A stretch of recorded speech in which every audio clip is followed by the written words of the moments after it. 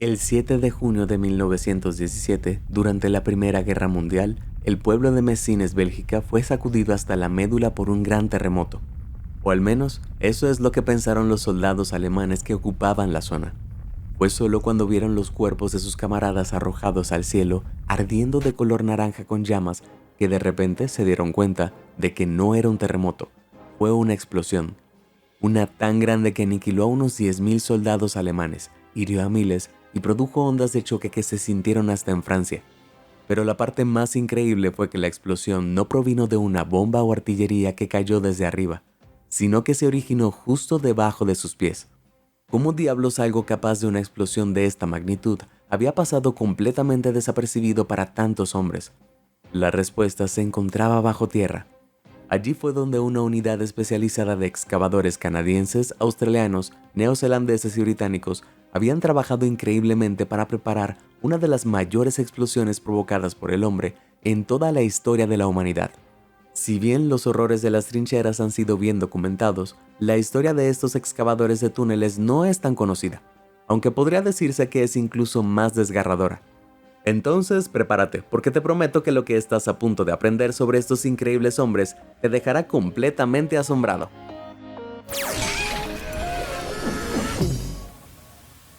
Para descubrir la historia completa, primero debemos retroceder hasta el comienzo de la Primera Guerra Mundial. En agosto de 1914, las fuerzas alemanas atravesaron las defensas francesas y belgas. Sin embargo, su avance no duraría. Un mes después, en la batalla de Aisne, en el este de Francia, las fuerzas francesas y británicas detuvieron obstinadamente la ofensiva alemana.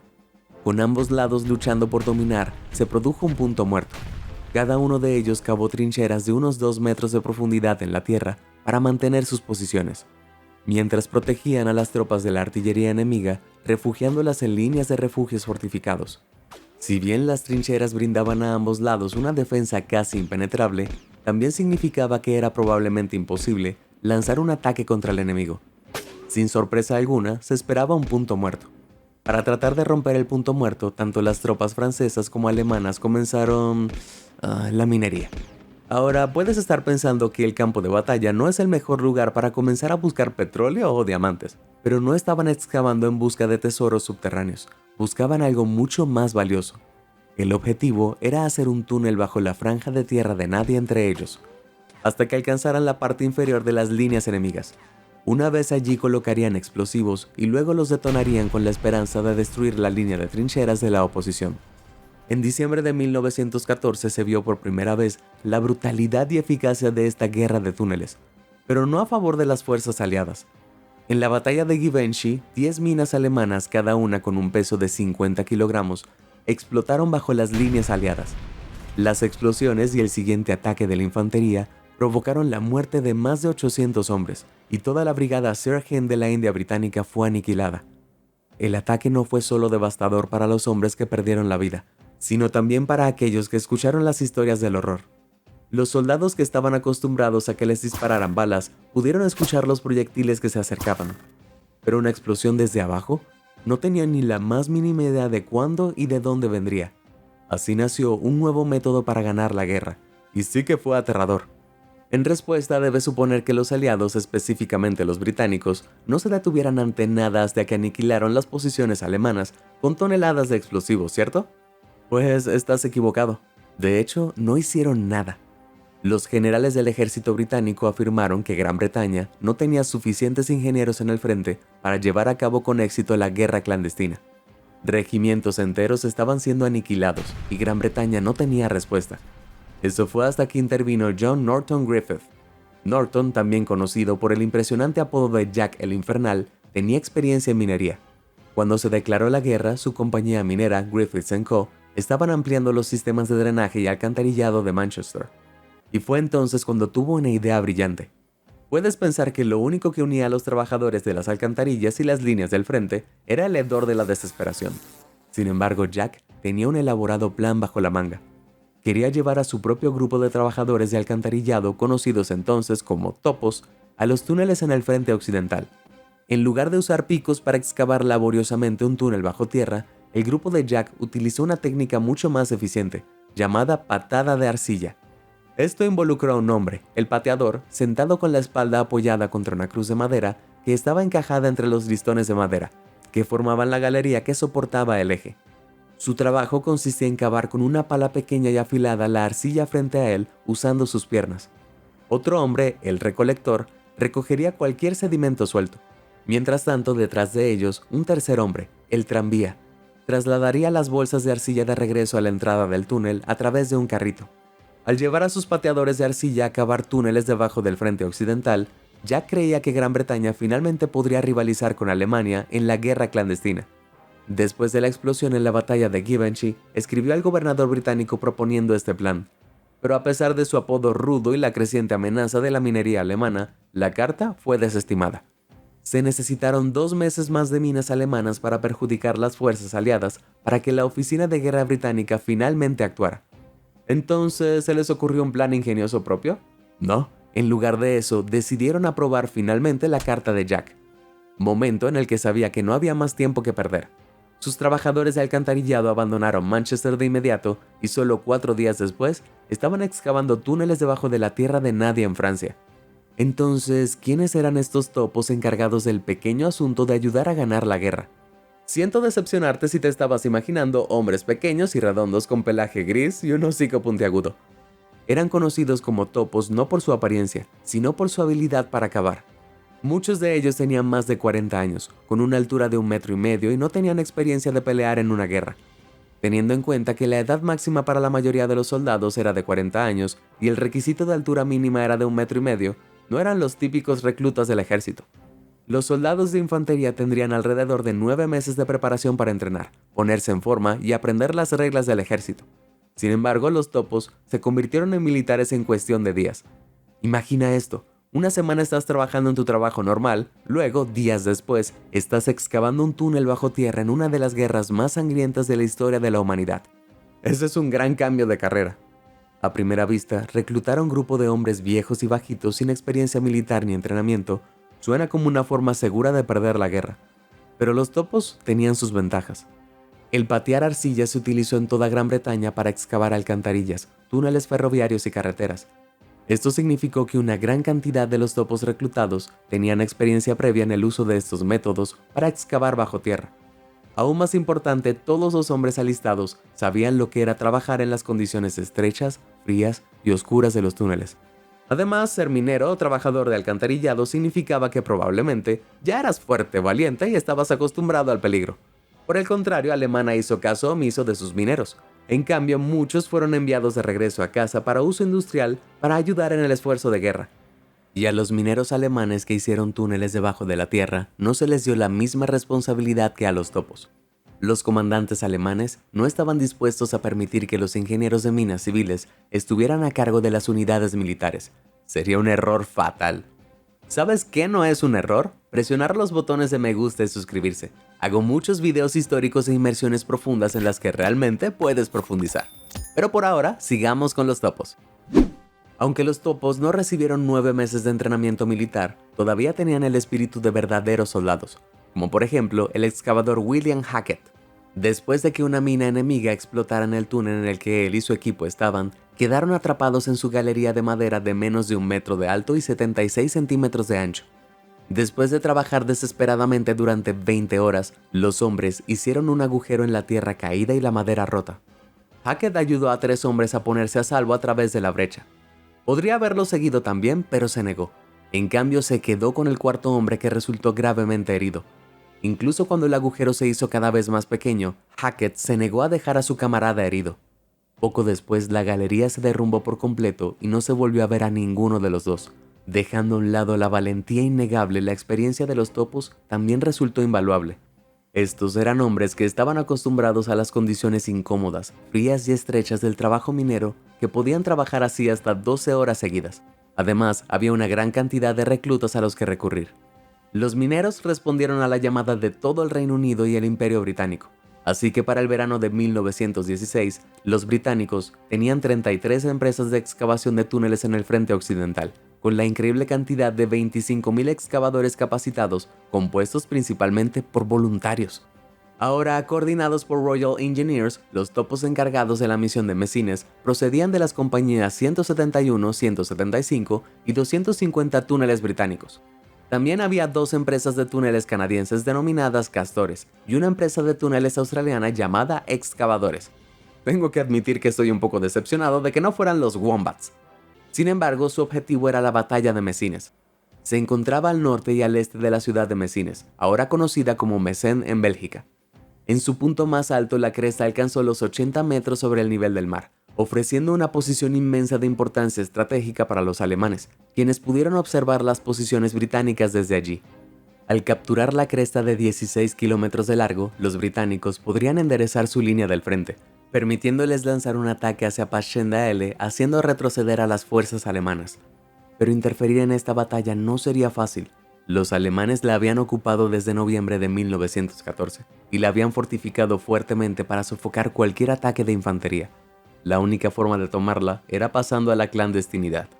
Y así, en los primeros meses de 1916, el general Herbert Plummer dio la orden de que se realizaran operaciones de excavación de túneles bajo Messines. El plan era cavar 22 túneles bajo las líneas del frente alemanas. Algunos de los túneles tendrían que tener más de 38 metros de profundidad y extenderse más de 600 metros por debajo de su línea, lo que significa que tomaría más de 6 meses excavar toda la red. Dentro de cada túnel se colocaría una mina y luego se detonaría, con la esperanza de destruir el bastión alemán en ella. A la explosión en masa le seguiría un bombardeo de artillería y un ataque de infantería. Si el plan tenía éxito, los británicos darían un paso gigante para ganar la guerra. Pero para salir victoriosos, los topos tendrían que evitar ser detectados. La única forma de hacerlo era cavando más profundo que nunca antes. Y así, los británicos utilizaron tubos de acero cilíndricos, conocidos como una especie de tubería. El tubo se hundió a través del infame Kemmel Sands, que se encuentra bajo tierra en Flanders. Ahora bien, las arenas de Kemmel eran un terreno inestable que actuaba como arenas movedizas. Si hicieras un túnel a través de él, correrías un mayor riesgo de inundaciones y derrumbes. Pero gracias a sus tubos de acero, los topos, castores y excavadores pudieron llegar a unos 30 metros bajo tierra, muy por debajo de las arenas de Kemmel. Aquí, la tierra estaba compuesta principalmente de arcilla, el sedimento perfecto para hacer túneles. Sin darse cuenta de la técnica de los tubos de acero, las fuerzas alemanas lucharon por encontrar caminos debajo de las arenas problemáticas y túneles tan profundos como los británicos. Aunque no fue solo la tecnología minera avanzada lo que los ayudó. Si bien mantener Messines les dio a los alemanes la ventaja de observación, el punto de vista también significó que, para hacer un túnel a las profundidades de los británicos, tuvieron que cavar mucho más profundo. Pero no solo los túneles británicos eran más profundos, los topos, los castores y los excavadores también excavaron mucho más rápido que los alemanes. De hecho, patear arcilla hizo que los británicos cavaran túneles 4 veces más rápido que el enemigo, que todavía usaban picos. No solo eso, patear arcilla no solo era rápido, sino que era prácticamente silencioso, a diferencia del constante ruido sordo de las piquetas alemanas al astillarse en la tierra. En los túneles el silencio era dorado. Ambos lados utilizaron dispositivos para escuchar, como geófonos y micrófonos sísmicos para captar la más mínima vibración. Un desliz podría hacer que el enemigo detecte la posición en el túnel. Si se escuchaban cavando un túnel bajo tierra, corrían el riesgo de que su túnel volara por una mina subterránea plantada por el enemigo. Esto no solo desperdiciaría meses de trabajo insoportable, sino que también podría sepultar a los mineros en el túnel. Trabajar en un silencio constante sin música puede ser suficiente para volverte loco, pero era la menor de las preocupaciones de los topos. Como era de esperarse, los túneles fueron una pesadilla claustrofóbica. Eran extremadamente pequeños para evitar la detección, no superando los 2 metros. A pesar de que los topos tendían a ser más pequeños que el soldado típico, todavía no les era posible mantenerse erguidos. Como resultado, sufrían horrendos problemas de espalda. E incluso si se decidieran cuidar su espalda, tenían que gatear por el suelo, haciendo que sus manos, rodillas y uñas se cubrieran de arcilla espesa. Pero ese no fue el único costo que este trabajo tuvo en sus cuerpos. El patear arcilla dependía del poder de las piernas del excavador sobre sus brazos un poco más débiles, lo que permitía a los topos cavar en menos tiempo. Aún así, sacar constantemente arcilla de la tierra era agotador. La mayor parte del tiempo los pateadores de arcilla compartían la carga, pero incluso entonces se enfrentaban a agotadores turnos de 8 horas. Trabajar hasta 38 metros bajo tierra también significaba que no había luz natural en el túnel. Con escasez de electricidad en la línea del frente, Los topos no tuvieron más opción que trabajar bajo el débil parpadeo de la luz de las velas. Pero aún peor que la falta de luz fue la inundación. Al excavar por debajo de la línea de flotación, los túneles a menudo se inundaban y sin bombas, los excavadores no tenían otra opción que trabajar sumergido hasta las rodillas en el agua. Las condiciones frías, húmedas e insalubres en las que se mantuvieron los pies de los excavadores significaron que el temido pie de trinchera no tardó mucho en establecerse. Así que la exposición constante a estas horribles condiciones destruiría los vasos sanguíneos del pie y poco después se desarrollarían ampollas y heridas abiertas, poniendo a los excavadores en riesgo de infecciones fúngicas. Si no se trata durante demasiado tiempo, los topos con este tipo de herida necesitarían amputarse los pies y las piernas para detener la propagación de la infección. Tan terrible como suena, había algo que temían aún más.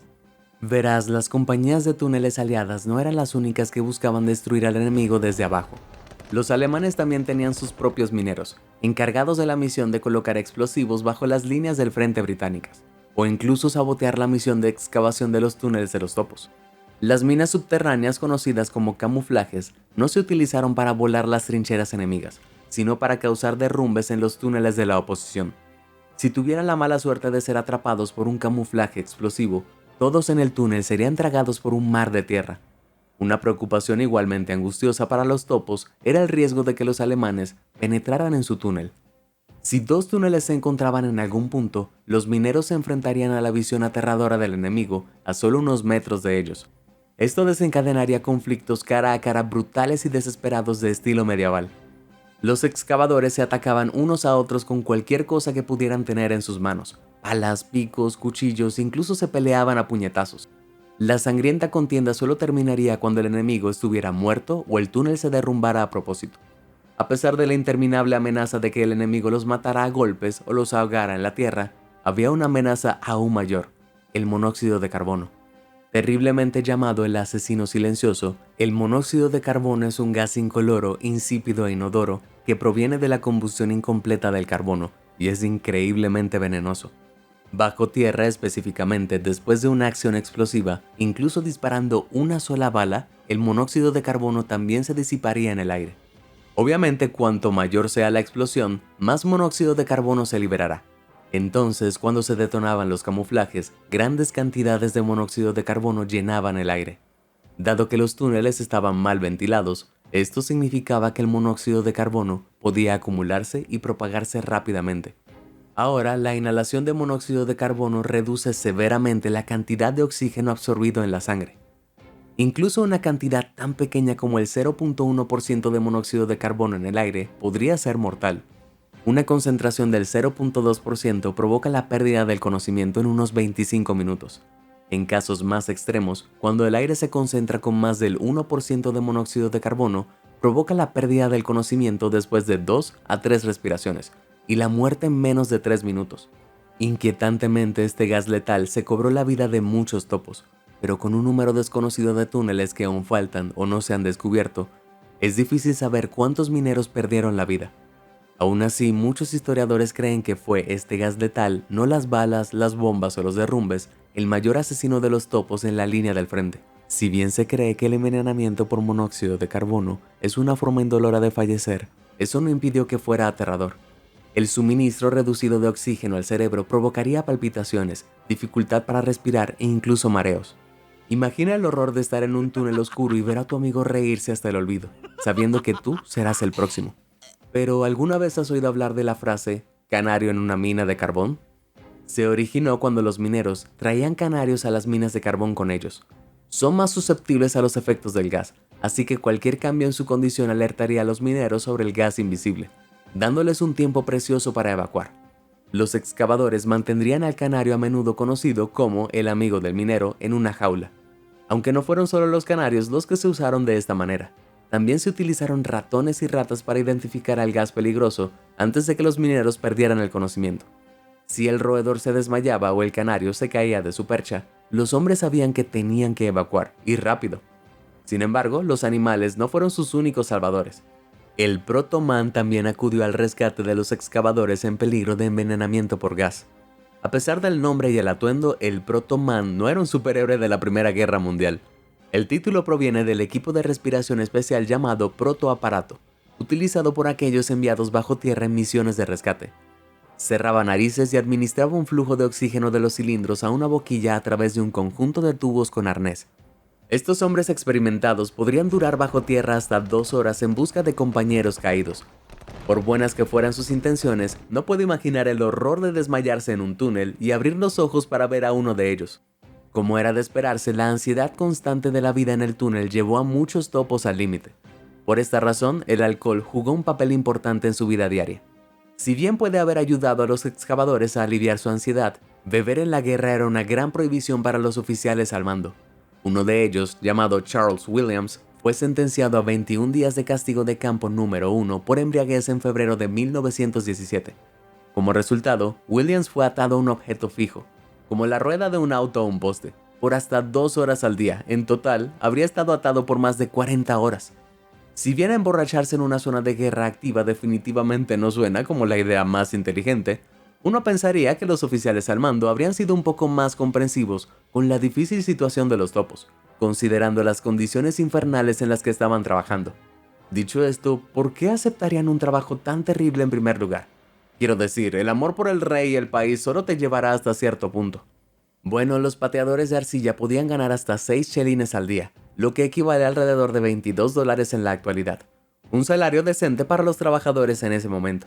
En comparación, los soldados de infantería en las trincheras se embolsaron solo 1 chelín y 3 peniques, ganando apenas lo que serían $5 al día. La disparidad de los salarios, como era de esperar, provocó animosidad entre los soldados de infantería y los topos. Los que estaban en las trincheras incluso hicieron canciones burlándose de los excavadores por robarse la vida.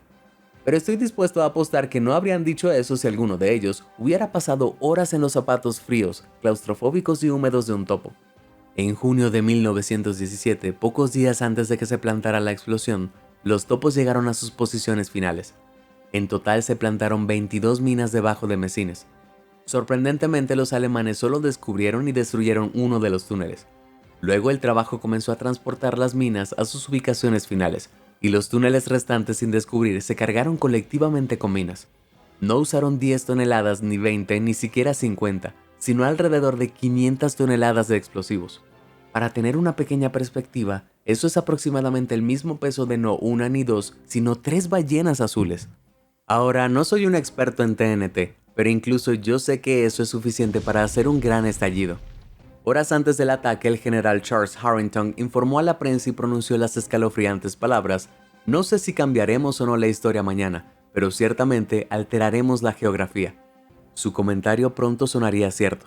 En la madrugada del 7 de junio de 1917, la última mina estaba preparada y lista.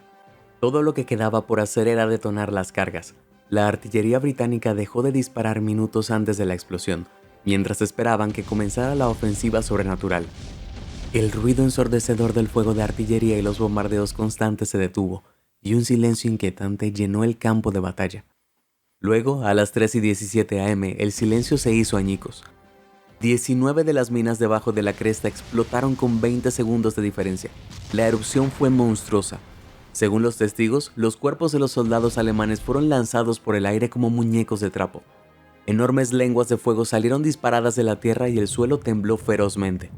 Muchos historiadores creen que la erupción mató a unos 10.000 soldados alemanes, con otros 7.200 heridos conmocionados y capturados durante el siguiente ataque de infantería. Por extraño que parezca, los soldados alemanes que fallecieron fueron los afortunados. Si ser lanzado al aire y sufrir una caída que te rompiera los huesos no fuera suficiente, las masas de tierra que llovieron después asfixiaron a muchos de donde se encontraban. Las explosiones simultáneas sacudieron la tierra durante 19 segundos y fueron tan violentas que los geólogos de la Universidad Lille, a 19 kilómetros de distancia, confundieron los temblores con un terremoto real. Aún más lejos, un estudiante insomne de la Universidad de Dublín, que está a 772 kilómetros del lugar de la explosión, informó haber escuchado el estallido de la erupción. Es difícil determinar realmente el poder de la explosión, pero se cree que esta fue la explosión más grande hecha por el hombre en ese momento de la historia. Y permaneció así hasta la prueba de armas atómicas Trinity de 1945, también conocida como la primera bomba nuclear del mundo. Así es, literalmente se necesitó una explosión nuclear para superarlo. Con la mayoría de los soldados alemanes muertos o conmocionados por la explosión, las tropas aliadas barrieron las líneas de trincheras y llegaron al lugar en menos de un día.